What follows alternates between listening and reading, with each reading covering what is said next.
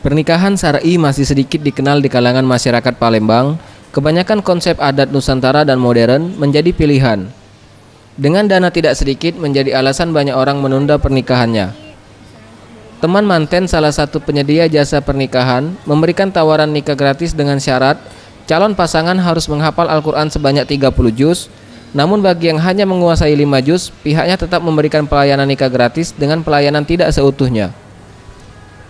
Rima, staf Teman Manten, mengatakan nikah gratis dengan hafal 30 juz ini diberikan agar mengubah pola pikir masyarakat terkait biaya nikah yang sangat mahal dan harus mewah.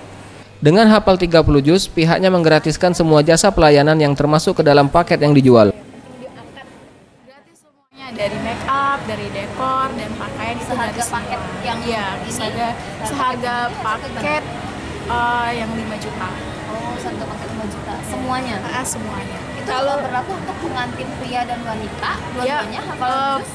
Itu berlaku untuk pengantin, seluruh pengantin wanita atau perempuan, dan dikhususkan untuk wanita. Dan itu Tim Liputan, Sriwijaya TV.